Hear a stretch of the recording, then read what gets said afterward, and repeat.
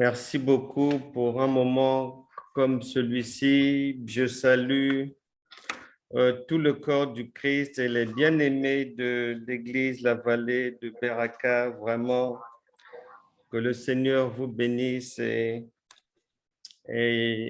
tous ceux qui sont connectés aussi. C'est une joie de toujours se retrouver pour parler des affaires du royaume de Dieu.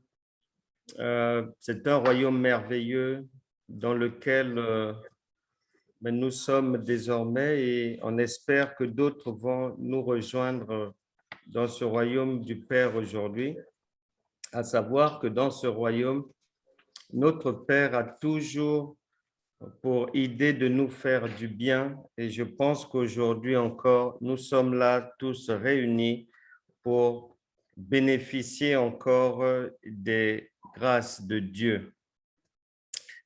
Aujourd'hui, je demande à tout un chacun de prêter attention à ce qu'il va entendre, à ce qu'elle va entendre.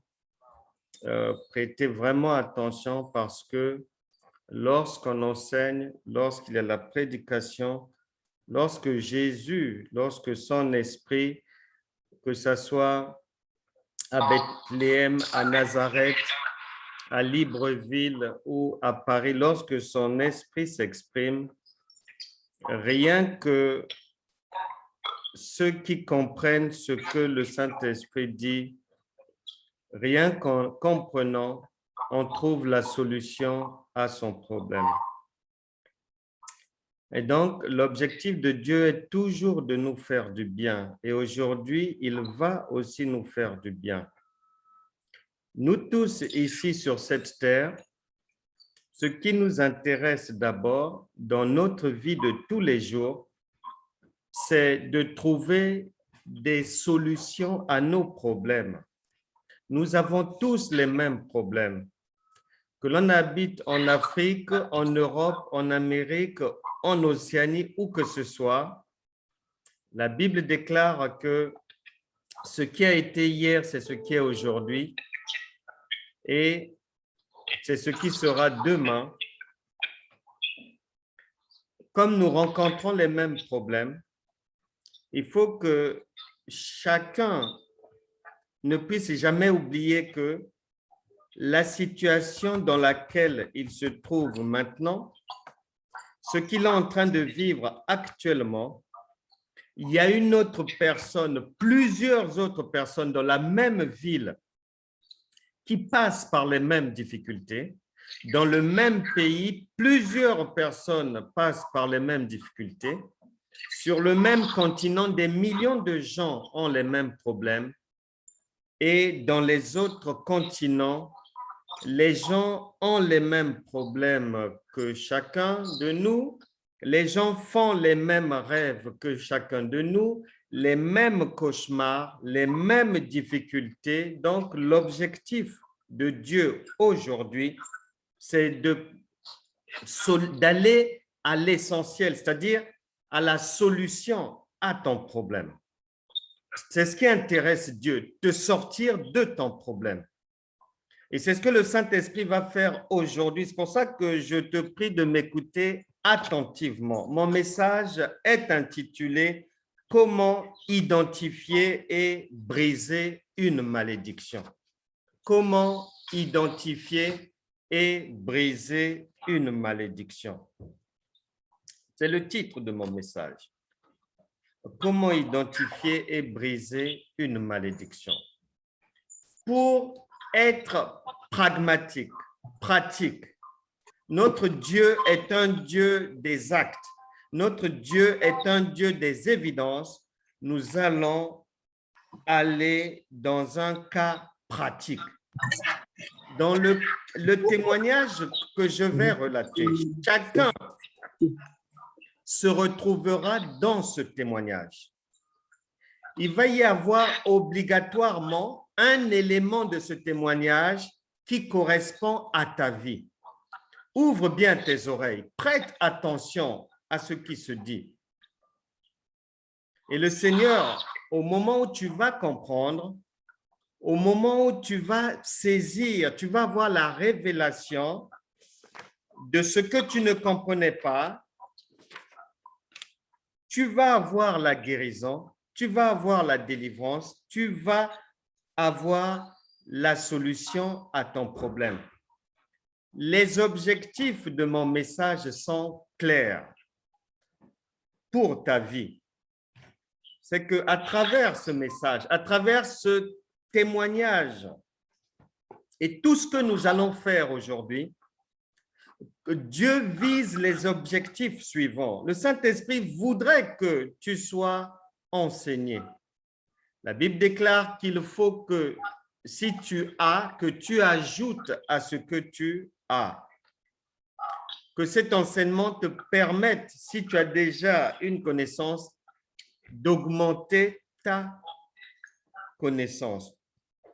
Un autre objectif, c'est que tu reçoives enfin la raison de ton problème, la cause du ça ne va pas dans ta vie et que tu reçoives aussi la solution aujourd'hui même. Le Saint-Esprit voudrait encore, comme il a comme objectif, t'éclairer afin que tu comprennes mieux que Dieu est esprit, donc son langage est spirituel, afin que tu te hisses à son niveau, à la compréhension du langage spirituel. Le Seigneur voudrait aussi résoudre ton problème. Il voudrait te sortir de la maladie. Il voudrait te délivrer de toute persécution démoniaque. Et enfin, le Saint-Esprit a pour objectif aujourd'hui de voir ta foi grandir. Comment identifier et briser une malédiction?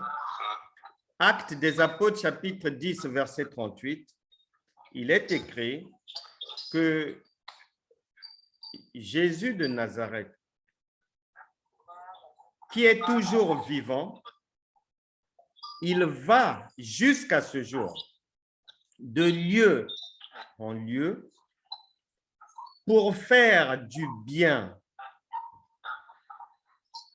pour guérir tous ceux qui sont malades, pour délivrer tous ceux qui sont persécutés par les esprits démoniaques. Et il n'a pas changé, il va le faire pour toi aujourd'hui, maintenant.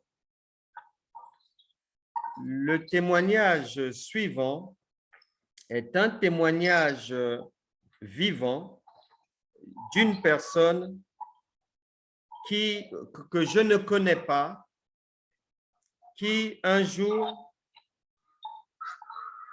m'appelle. Elle réussit à m'avoir au téléphone, personne que je ne connais pas, elle m'appelle. Elle va me relater une série de problèmes qu'il vivait dans sa maison. Je vais donner le témoignage et ce témoignage va réveiller ton esprit. Tu vas te retrouver là-dedans aussi parce que nous passons par les mêmes problèmes, les mêmes difficultés, les mêmes défis, les mêmes challenges. C'est un homme d'une bonne quarantaine d'années. Il avait rencontré sa femme il y a 20 ans. Au moment où ils se sont rencontrés, certains membres de la famille de madame ont émis des réserves, n'étaient pas trop d'accord que ces deux-là se mettent ensemble. À ce stade, tu comprendras par la suite et retiens à partir d'aujourd'hui que lorsque il y a des gens qui émettent des réserves, au moment où tu veux entrer en ménage, au moment où tu veux faire la vie avec une personne, ne pense pas que ceux qui émettent des réserves sont forcément tes ennemis ou tes adversaires. La Bible déclare, Job chapitre 33, versets 14 à 15, Dieu parle cependant tantôt d'une manière, tantôt d'une autre, mais l'homme n'y prend point garde. Il y a des gens qui se sentent opposés à ce que ce monsieur et cette femme se mettent ensemble. Mais le couple a décidé d'avancer. Ils vont avoir 2 enfants et au fur et à mesure du temps, des difficultés vont naître au quotidien.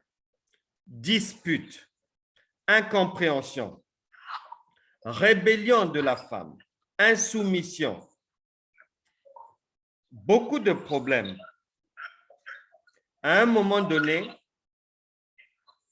au bout de 17 ans de vie commune, le jour où le monsieur me relatait ce témoignage de sa vie, ils avaient 20 ans de vie commune. Mais au bout de 17 ans de vie commune, ils vont vraiment... la crise dans la maison va vraiment s'aggraver. Il y a eu comme chez madame a comme monté les enfants contre le père. Monsieur et madame ne s'adressent plus la parole. Ils vivent maintenant dans la maison comme chien et chat. Au bout de 17 ans, monsieur décide de partir de la maison. Madame aussi décide de partir de la maison. Ils font, en attendant le départ de l'un ou l'autre, ils font chambre à part. Et cela fait 3 ans, chambre à part, pas de contact, pas de dialogue, pas de relation sexuelle, vraiment rien, mais toujours dans la même maison. J'ai eu des amis, un couple d'origine française, on se fréquentait, mais je n'avais jamais su ce qui se passait réellement dans leur foyer parce que, mais je n'avais pas à soupçonner quelque chose. On est bien, on s'entend bien. Lorsqu'on se retrouve, c'est vraiment convivial et tout. La vie continuait comme ça. Un jour, la femme,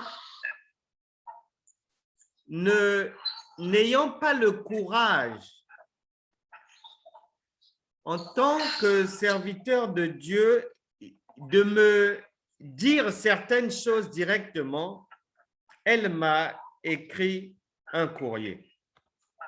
Et dans ce courrier, quand j'ai lu ce courrier, j'étais étonné, surpris de ce que je lisais. Et à la fin du courrier, un long courrier, à la fin, je viens découvrir que monsieur et madame, cela faisait 12 ans qu'ils étaient sans rapport sexuel, vivant dans la même maison et dormant dans le même lit. Beaucoup de gens passent par ce genre de situation. Mais si c'est ton cas, le Seigneur va te délivrer aujourd'hui de cette situation de blocage, de cette situation qui n'est pas voulue de Dieu. Je reviens à ce couple. Ils arrivent au bout de 20 ans, c'est-à-dire la vie conjugale n'existe plus. Bien que monsieur, madame, les deux enfants vivent dans la même maison, mais la vie conjugale concrètement n'existe plus. Les gens ne se parlent plus et même dans les rapports parents-enfants, il y a de la rébellion. Je précise que le monsieur avait tout fait pour faire des démarches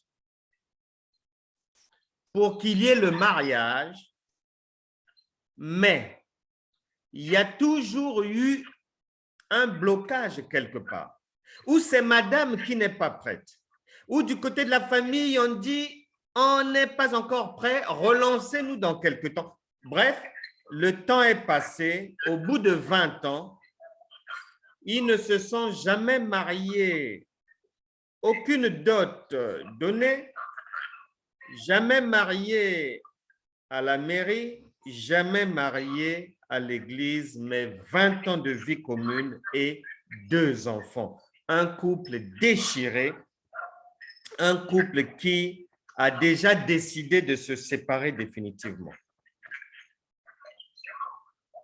Le monsieur m'appelle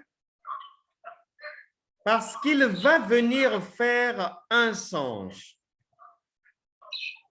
Dans ce songe, leur maison, il y a un jardin. Lui est dans leur maison et il aperçoit dehors sa femme avec les 2 enfants dans le jardin. Lui, il va chercher quelque chose dans la maison. Donc, à un moment donné, il jette un coup d'œil. Il voit par la fenêtre madame et les enfants. Comme ils font chambre à part, dans le rêve aussi, ils font chambre à part. Et lui, en se dirigeant vers sa chambre, il passe devant la chambre de madame et en jetant un coup d'œil dans le rêve, il voit que sur le lit de madame, il y a comme quelqu'un qui dort. Lui, il est surpris.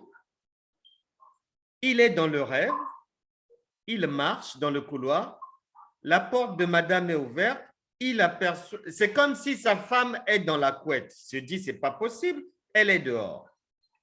Il décide d'entrer dans la chambre et d'aller vérifier. Dans ce rêve, donc, il va, il vérifie et il se rend compte quand il vérifie la couette, c'est un immense serpent qui se trouve dans la couette. Il n'a pas le temps de faire quoi que ce soit. Une bagarre, une espèce de bagarre va éclater. En fait, lui tient à en finir avec le serpent et là, il se débat, il se débat, il se débat et il réussit à mettre son pied sur la tête du serpent et il va réussir, après beaucoup d'efforts, dans cette lutte à écraser la tête du serpent et le gros serpent meurt dans cette chambre-là, la chambre qu'occupe sa femme. Lorsque le serpent est mort, un immense serpent, il n'en avait jamais vu de pareil. Il sort de la chambre et il va par la fenêtre, il fait signe à sa femme et aux enfants de venir. Le trio vient et il les emmène dans cette chambre de madame. Et il demande à madame, mais ça c'est quoi? Et madame, qui n'est pas du tout surprise, madame lui dit, oh, mais ça, c'est...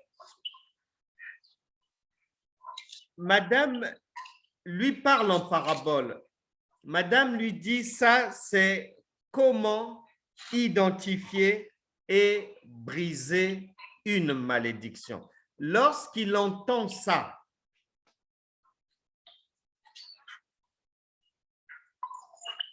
il se réveille. Il se réveille, pourquoi? Parce que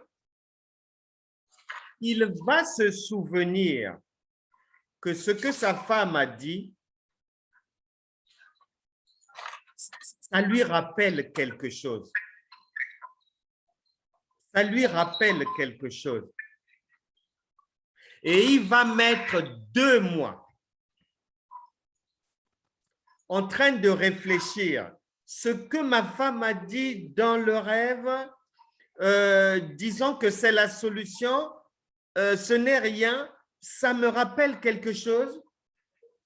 Et il a cherché, c'est au bout de 2 mois de réflexion que le Saint-Esprit l'a aidé. Il s'est souvenu que l'une de ses connaissances lui avait fait lire un jour, lui avait montré et lui a fait lire ce livre que j'avais écrit intitulé « Comment identifier et briser une malédiction ». Il va s'en souvenir et il va repartir voir la sœur qui lui avait montré ce livre. 2 mois après avoir fait le songe, il se souvient, il repart voir la sœur et c'est à travers cette sœur qu'il réussit à avoir mes coordonnées. Et il m'appelle pour me faire le témoignage que je viens de relater. Je précise que ce bien-aimé, depuis longtemps, est chrétien et sa femme aussi est chrétienne. Mais 20 ans de difficultés dans le ménage, 20 ans de blocage, 20 ans d'incompréhension, 20 ans sans mariage, 20 ans de turbulence dans la maison et dans la famille. Gloire à Dieu, il a réussi à comprendre que la solution à son problème, Dieu la lui avait indiqué en disant que la solution se trouvait dans ce livre. Et ce jour-là, nous avons prié avec le bien-aimé afin de briser toutes les malédictions qui étaient attachées à sa vie, à la vie de sa femme, à son ménage. Maintenant, toi, comme lui, tu t'es peut-être posé la question, avec un serpent dans la chambre comme ça, cette femme est peut-être sorcière, tu as peut-être accusé quelqu'un, tu as peut-être conclu qu'il fallait que tu quittes cette femme, il fallait que tu quittes ce monsieur. Après avoir fait ce genre de songe, tu t'es séparé, tu t'es brouillé peut-être avec des gens. Mais le Saint-Esprit voudrait te dire aujourd'hui qu'il a dit en Ésaïe 55, verset 8, que ses pensées ne sont pas nos pensées et ses voix ne sont pas nos voix. Dieu est esprit et son langage est spirituel. Beaucoup d'entre nous, nous avons commis beaucoup d'erreurs par ignorance. Beaucoup d'erreurs par mauvaise interprétation de ce que Dieu dit. Mauvaise interprétation des songes.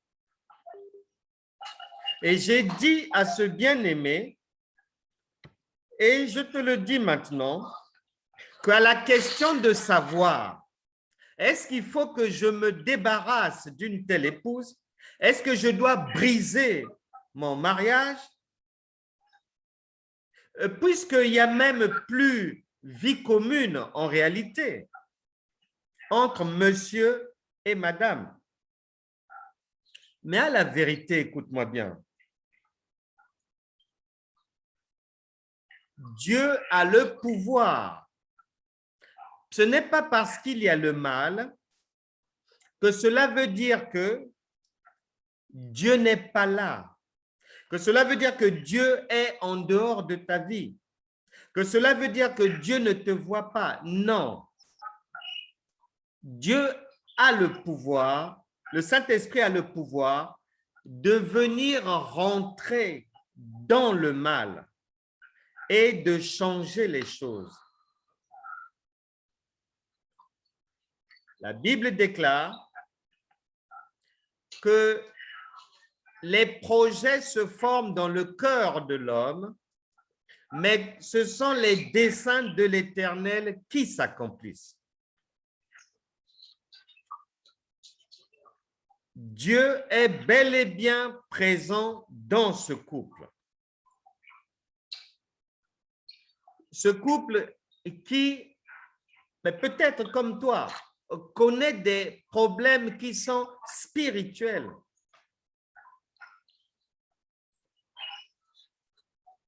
Si Dieu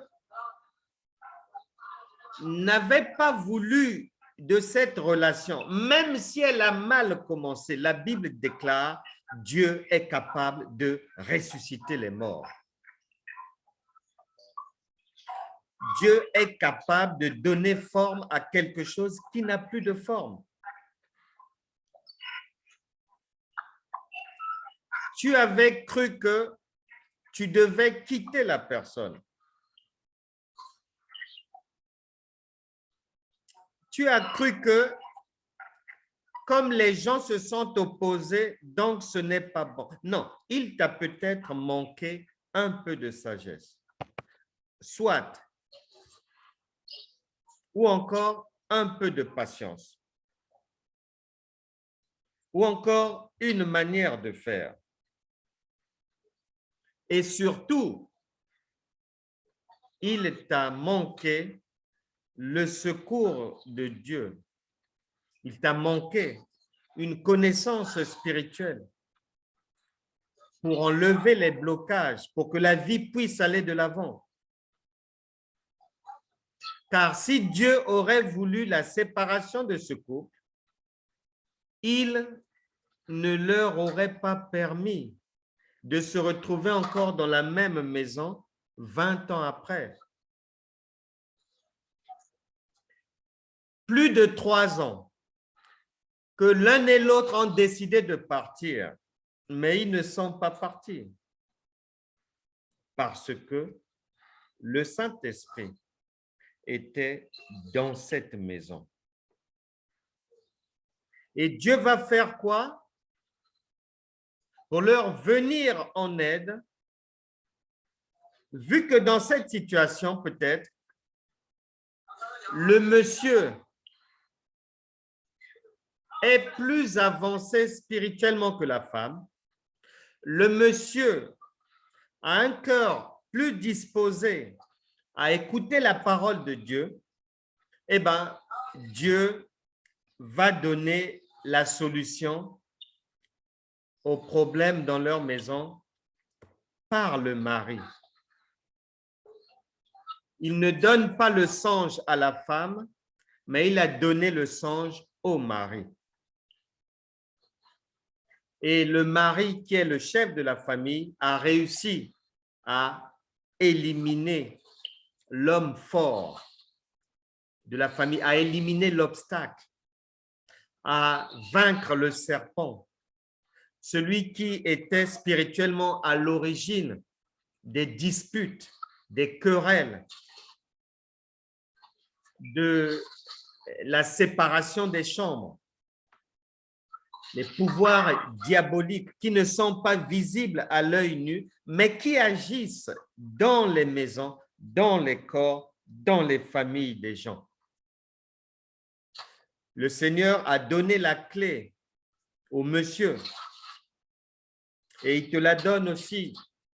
En Luc chapitre 10, verset 19, « Voici, je vous ai donné le pouvoir de marcher sur les serpents et sur les scorpions, et aucune puissance de l'ennemi ne pourra vous nuire. » Tout obstacle que tu traverses dans ta vie va être brisé aujourd'hui. Et un autre langage de Dieu, le Seigneur va prendre soin à ce que monsieur, madame et les enfants, parce que les enfants sont toujours là, c'est toute la famille qui est là.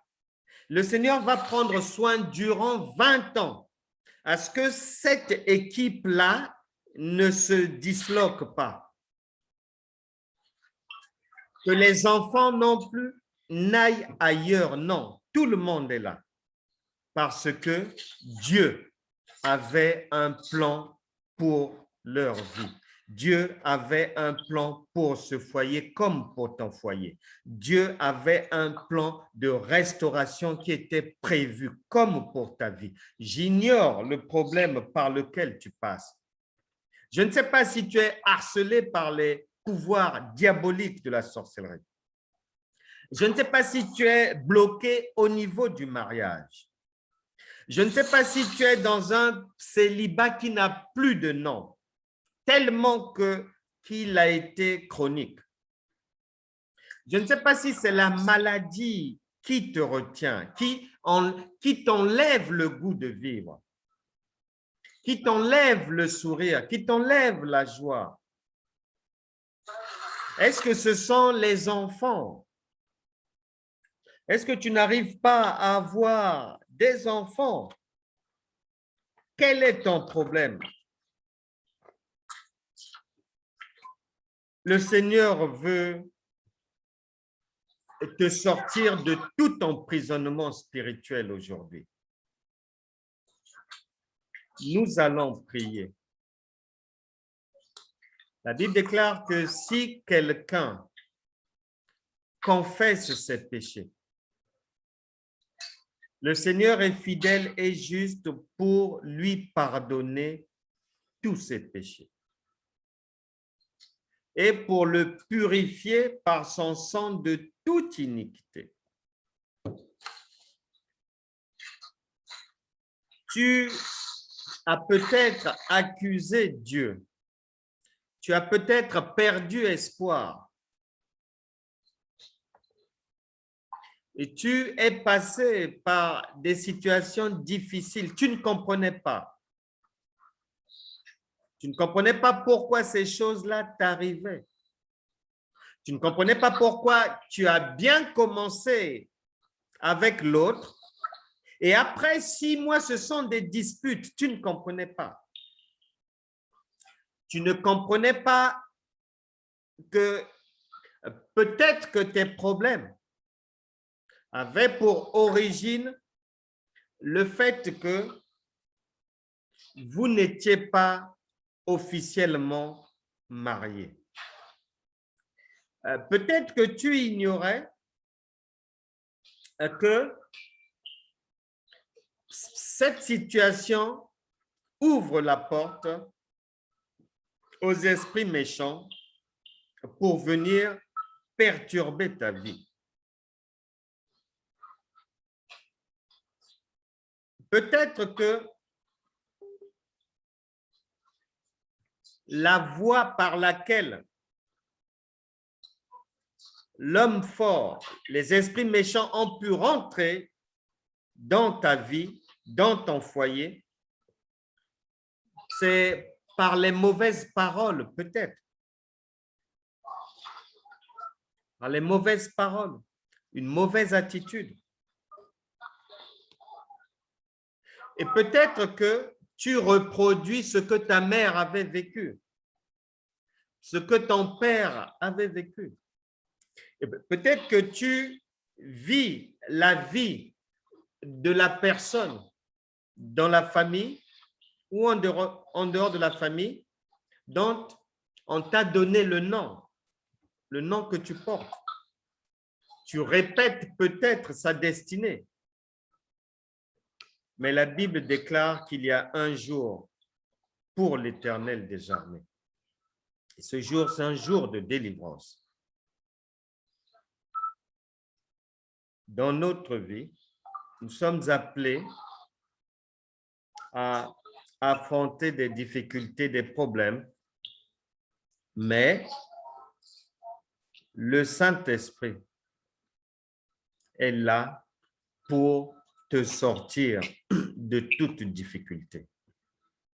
Peu importe la profondeur des malédictions, peu importe la profondeur des maladies, la gravité des maladies, peu importe les chemins par lesquels tu es passé, je suis venu te dire que Dieu avait déjà prévu ta délivrance. Dieu avait déjà prévu ta guérison. Dieu avait déjà prévu te sortir de toute mauvaise situation.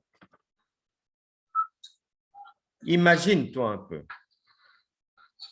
Un monsieur que je ne connais pas. Je n'ai jamais vu. Il ne m'a jamais vu. Et il va venir comprendre concrètement ce qui se passait dans sa maison, dans sa vie. Il va venir comprendre cela à travers un livre, à travers une personne que moi-même, je n'ai pas revue depuis de nombreuses années, la personne qui lui a permis de voir ce livre. Je ne l'ai pas vu depuis de nombreuses années. Mais Dieu a ses chemins. Et il a toujours prévu te faire du bien. Et aujourd'hui, nous allons prier pour que toi aussi, toutes les choses étranges qui t'arrivent, peut-être que c'est au niveau du travail, peut-être que c'est dans les conflits familiaux avec tes frères et sœurs, avec les autres membres de la famille. Il y a tellement de problèmes sur cette terre, il y a toutes sortes de problèmes. Je ne sais pas dans quel groupe te trouves-tu. Est-ce que c'est la maladie?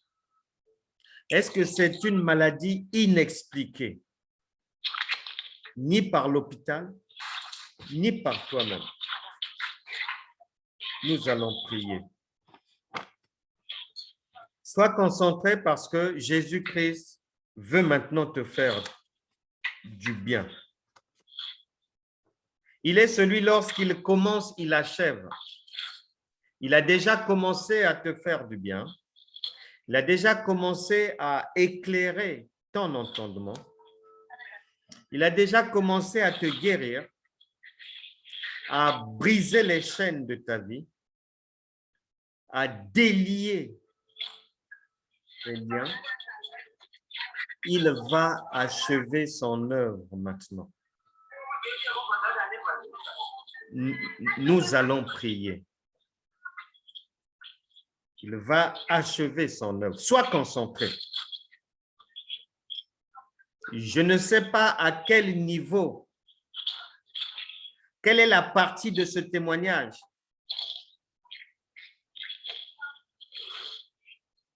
dans laquelle ta vie s'identifie. Je ne sais pas.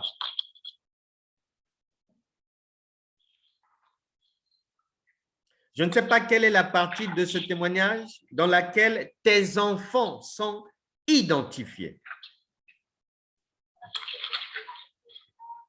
Est-ce que c'est toi-même qui vis ces choses? Est-ce que c'est l'un de tes enfants? Est-ce que ce sont tous les enfants? Ou est-ce que tu n'arrives pas à rentrer dans un ménage? Les enfants n'arrivent pas à rentrer dans un ménage. Est-ce que c'est au niveau du travail, des études? Le Seigneur est là pour faire du bien. Que tout le monde soit maintenant concentré. Le Tout-Puissant, omniprésent et vivant est devant chacun de nous désormais pour entendre ce qui va sortir de nos cœurs, afin qu'on puisse lui permettre d'achever le bien qu'il a prévu faire à tout un chacun. Il n'a pas changé, je l'ai dit dès le début. Actes des Apôtres, chapitre 10, verset 38, il va de lieu en lieu. Il est maintenant là où tu te trouves pour faire du bien seulement. Ne t'occupe pas de tes erreurs passées. Ne t'occupe pas de ce que les gens ont dit de toi. Ce frère et cette sœur aussi avaient commencé leur relation dans les erreurs. Mais pour autant, Dieu ne les avait pas abandonnés. Pour autant, Dieu ne les avait pas oubliés. Pour autant, Dieu, ce n'est pas pour rien qu'il a permis à ce que le mari puisse écraser le serpent dans sa maison. Ce n'est pas pour rien que Dieu a fait ça. Et Dieu tient à ce que les choses qui sont à l'origine d'une gêne dans ta vie soient ôtées maintenant. Que la tête du serpent soit écrasée aujourd'hui même. Prions le Seigneur. Tu vas simplement reprendre après moi ces paroles. Une prière simple mais attendue par le ciel pour achever l'œuvre de la résurrection de tous les domaines de ta vie. Reprends après moi. Seigneur Jésus-Christ, me voici devant toi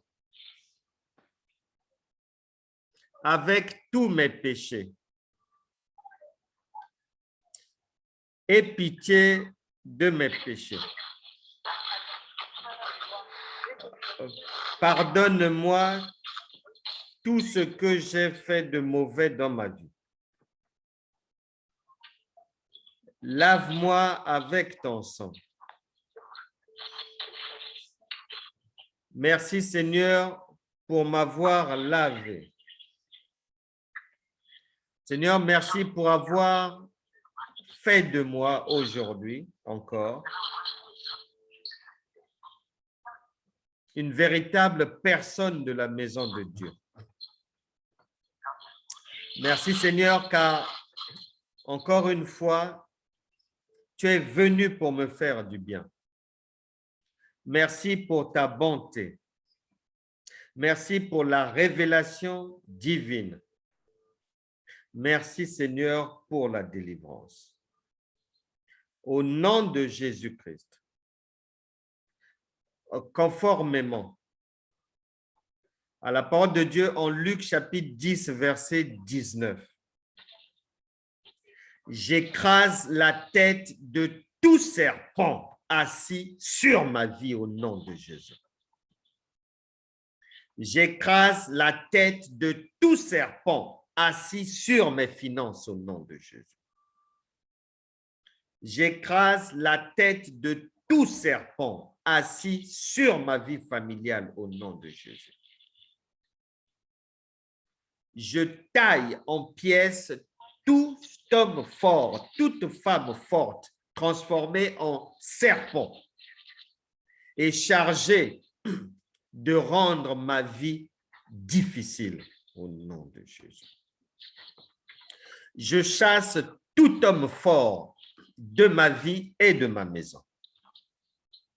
Je chasse toute femme de nuit et tout mari de nuit de ma vie. Je brise toute malédiction du célibat sur ma vie au nom de Jésus. Je brise toute malédiction du divorce sur ma vie au nom de Jésus. Je brise toute malédiction des erreurs dans la vie au nom puissant de Jésus-Christ. Je brise tout blocage inexpliqué dans ma vie au nom puissant de Jésus-Christ. Je chasse tout esprit de l'échec et de la limitation de ma vie au nom de Jésus. Conformément à la parole de Dieu en Matthieu chapitre 8, verset 17, je chasse toute maladie de mon corps au nom de Jésus. Je déclare que par les meurtrissures de Christ, je suis définitivement guéri au nom de Jésus-Christ. Je chasse définitivement les ténèbres de ma vie et j'appelle définitivement la vie abondante de Christ à m'accompagner au quotidien. Amen. Amen. Amen.